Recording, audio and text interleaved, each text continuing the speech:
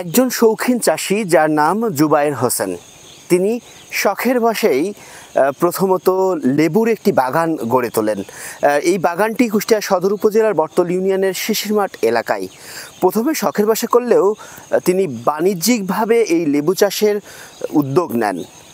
দেখছেন যে বিশাল আকৃতির একটি 2.5 বিঘা জায়গা জুড়ে সুন্দর একটি লেবুর বাগান, যে বাগানে পর্যাপ্ত পরিমাণ লেবু রয়েছে এবং লেবুর গাছে ফুল এসেছে, হয়তো আবার ব্যাপক পরিমাণ লেবু এখানে ধরবে, অর্থাৎ উৎপাদিত হবে। তবে এখানে যে পরিমাণ লেবু এখানে রয়েছে সেই লেবুই কিন্তু এখান থেকে তোলা সম্ভব হচ্ছে না। এর মধ্যে একটি কারণ রয়েছে। বাজারে লেবুর ব্যাপক দাম থাকলেও এখন এই বাগানের লেবু একেবারেই পচে পচে পড়ে যাচ্ছে। অবশ্য একেবারে টাটকা লেবু ধরেও আছে, আমরা সেই চিত্রই দেখানোর চেষ্টা করি। এবার যদি একটু বলার চেষ্টা করি আসলে কেন এই লেবু এখান থেকে তোলা যাচ্ছে না।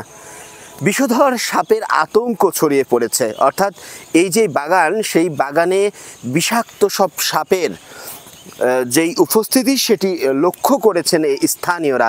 এ কারণে এখানকার অর্থাৎ এই বাগানের লেবু যদি পড়েও থাকে এবং একেবারে টাটকা গাছে ধরেও থাকে, সেক্ষেত্রে কেউ কিন্তু এই লেবু হাত দিয়ে ছুঁয়ে দেখতে আসেন না। অর্থাৎ এই 2.5 বিঘা জায়গা জুড়ে যেই লেবুর বাগান গড়ে তোলা হয়েছে, এখানে প্রচুর লেবু ধরে আছে এবং এই লেবু না তোলার জন্য, অর্থাৎ গাছ থেকে না তোলার জন্য একেবারে নিচে পড়ে নষ্ট হচ্ছে। তবুও কেউ এসে, স্থানীয়রা এসেও কখনো এই লেবুর বাগানে আসেন না। শুধুমাত্র একটি কারণ, এই এলাকায় এমন একটি কথা ছড়িয়ে গিয়েছে বা এইখানে বিষাক্ত বিষধর যেসব সাপ তার বসবাস রয়েছে এবং সেসব সাপের অস্তিত্বও মিলেছে, বেশ কয়েকজন দেখেছে, তাই কিন্তু বলছিলেন। একটু কথা বলার যদি চেষ্টা করি, আসলে কেন এভাবে এই যে দামি একটি ফল এবং ভিটামিন সি এর মধ্যে প্রচুর পরিমাণ রয়েছে, বাজারে ব্যাপক চাহিদাও রয়েছে, পছন্দের তালিকায় থাকা অন্যতম একটি ফল এটি, তবুও কেন এই বাগান থেকে মানুষ নেয় না? আসলে মূলত প্রথম হচ্ছে আমাদের এলাকার মানুষ হচ্ছে সচেতন, অন্যের জিনিস হাত দেয় না। তারপরে বিষয় একটা হচ্ছে এই লেবুর একটা বাজার একসময় পড়ে যাওয়ার কারণে মালিক পক্ষ এ বাগানে আসে না, হয়তো লেবারের দাম হতেছিল না।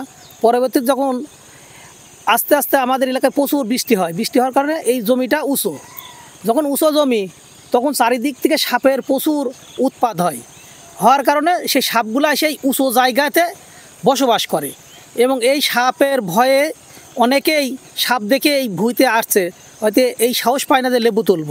কারণ এই বিষধর সাপ আমাদের এলাকায় এর আগে ইতিপূর্বে একজন সাপের কামড়ে মারা গেছে। এই আতঙ্কে তো মানুষ কেউ এই জমিতে আসে না। মূলত সাপের আতঙ্কে মানুষ মূলত সাপের আতঙ্কে অনেকে আসে না। আমি কথা বলছিলাম স্থানীয় শরীফুল ইসলাম নামের একজন, তিনিও একজন কৃষক, তিনি কৃষিকাজ করেন, পাশাপাশি মুদি ব্যবসায়ী, তিনি একজন মুদি দোকান রয়েছে।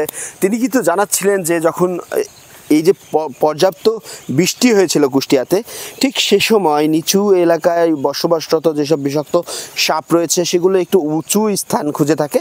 সে কারণে এই জায়গাটি, অর্থাৎ এই লেবু বাগানটি একটু উঁচু জায়গায় হয়। এখানে এসে তারা তাদের আশ্রয়স্থল হিসাবে অবস্থান নেয়। এ কারণে এখানে প্রচুর বিষাক্ত সাপের অস্তিত্ব মিলেছে। এ কারণে এখানে মানুষ আসতে বেশ ভয় পান, যেহেতু বিষাক্ত সাপের ছোবলে একজন মৃত্যুবরণ করেছে এলাকার একজন, এ কারণেই কিন্তু কেউ এখানে আসে না। তবে আসলে একটি ব্যতিক্রমী ব্যাপার এই কুষ্টিয়া জেলায়, যেখানে একটি বিশাল বাগান দেখছেন নিশ্চয়, যে 2.5 বিঘা জায়গা জুড়ে এক বিশাল বাগান, সেই বাগানেই কিন্তু প্রচুর পরিমাণ লেবু ধরে আছে।